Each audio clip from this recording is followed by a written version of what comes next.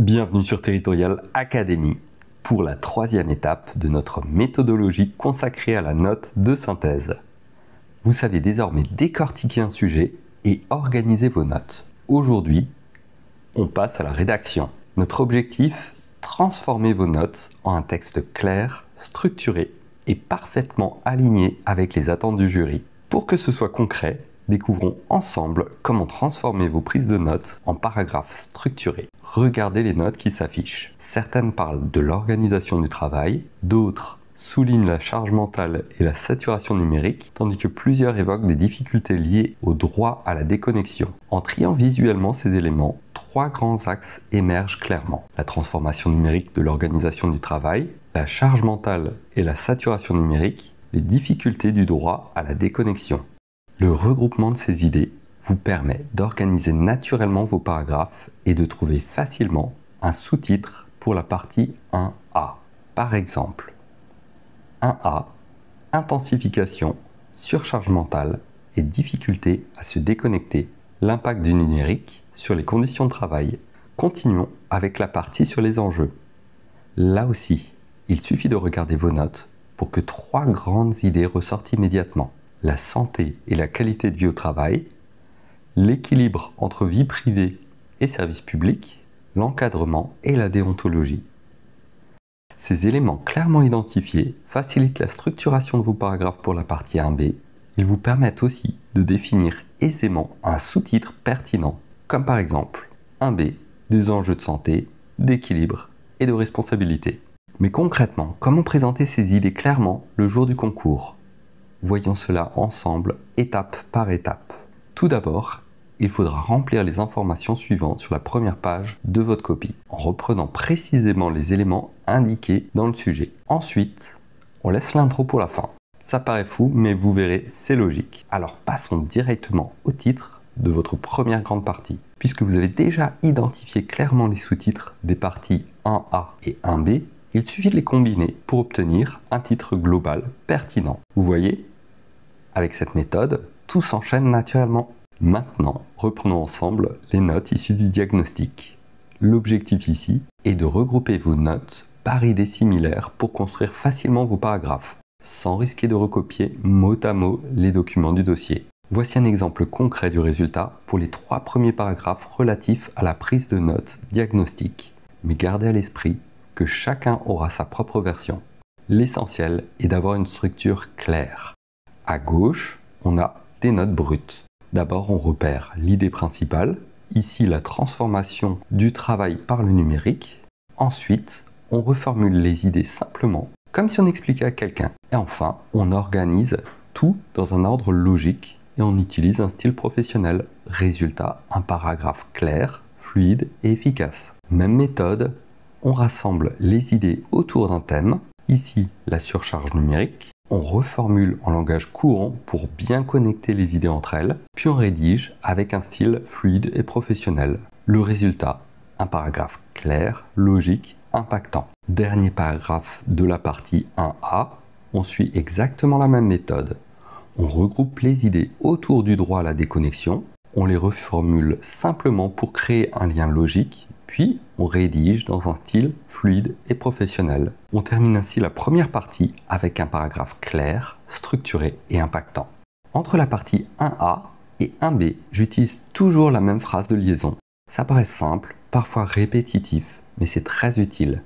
Ça montre clairement au jury que vous avez compris le lien logique entre le diagnostic et les enjeux, et que votre raisonnement est cohérent. Voici une phrase type que vous pouvez facilement adapter à votre note. Je suis en train de finaliser le montage de la vidéo et je voulais vous prévenir, les prochaines étapes suivent une structure similaire. C'est justement ce qui va vous permettre d'ancrer durablement la méthode. Si vous la maîtrisez déjà, n'hésitez pas à utiliser le chapitrage pour aller plus vite. Sinon, suivez-moi. On va appliquer cette même logique aux parties 1B, 2A et 2B pour que le jour du concours, tout devienne naturel. On commence donc avec la partie 1B. Consacré aux enjeux. Comme la partie précédente, on va regrouper les idées par thème, puis transformer en paragraphes clairs et structurés. Puis on rédige avec un style professionnel, reliant bien les faits entre eux. Santé et qualité de vie au travail, les notes montrent que le numérique impacte la qualité de vie. On construit un paragraphe en insistant sur la nécessité de préserver la santé mentale tout en assurant le bon fonctionnement des services. L'équilibre entre la vie privée et le service public. Les notes évoquent la difficulté à concilier le service public et l'équilibre personnel. On rédige en montrant l'importance de moderniser sans excès et de respecter les temps de vie des agents. Encadrement et déontologie. Les notes parlent du besoin d'un cadre clair pour protéger à la fois les libertés des agents et leurs obligations. On en fait un paragraphe en insistant sur l'importance d'un engagement équitable et déontologique de l'usage du numérique. On aborde maintenant la deuxième grande partie. Comme pour la partie précédente, l'idée est de regrouper les éléments par thème, puis de les transformer en paragraphes clairs et structurés. Pour construire la partie 2, je vais d'abord analyser l'ensemble des notes des sous-parties 2A et 2B. L'objectif, c'est d'identifier les grands thèmes qui s'en dégagent, comme on l'a fait pour les parties précédentes. Une fois les idées principales repérées, on pourra facilement déduire les sous-titres de 2A et 2B, puis reformuler un titre global pour l'ensemble des deux parties. Dans la partie 2A, on est clairement sur les moyens à mobiliser, des cadres juridiques et déontologiques clairs, des mesures pratiques et de sensibilisation au quotidien, la formation et l'accompagnement des agents. Dans la partie 2B, il s'agit plutôt des effets attendus et des conditions de réussite. Améliorer la santé et l'efficacité au travail, clarifier le cadre organisationnel et faire émerger une nouvelle culture managériale et numérique. À partir de ça, je peux facilement formuler les sous-titres 2A et 2B et trouver un titre global et cohérent pour l'ensemble des deux. Par exemple, 2A, des leviers concrets pour encadrer des pratiques numériques et accompagner les agents. 2B, améliorer le cadre de travail et construire une culture numérique responsable. Titre global de la partie 2, grand 2, des actions concrètes pour un usage raisonné et humain du numérique. On aborde maintenant la deuxième grande partie consacrée aux propositions.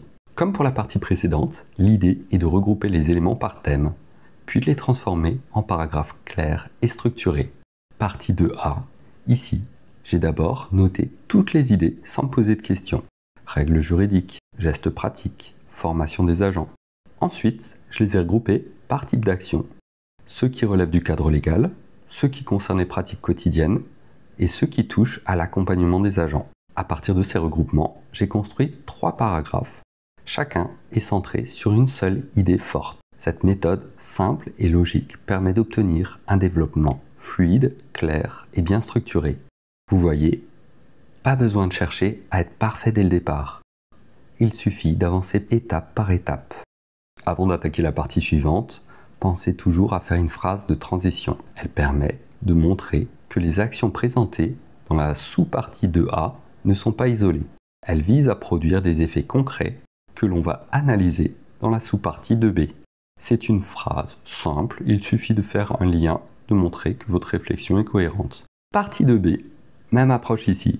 Après avoir noté tous les effets attendus, j'ai trié les idées en 3 grands ensembles cohérents.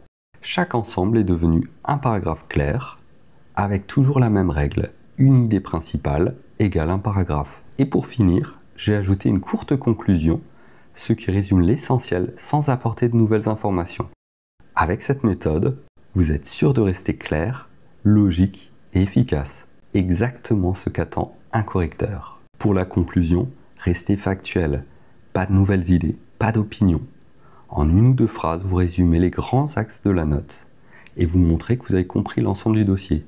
C'est juste une dernière phrase claire pour fermer proprement votre copie. Enfin, nous arrivons à une étape clé, l'introduction. Je recommande de la rédiger à la fin car c'est seulement après avoir structuré clairement vos idées que vous pourrez rédiger une introduction synthétique, précise et parfaitement alignée avec le sujet. L'introduction doit simplement reformuler la commande du sujet, poser clairement la problématique et annoncer de manière logique les grandes étapes de votre raisonnement. Voilà, vous avez désormais toutes les clés en main pour construire une note structurée, claire et percutante.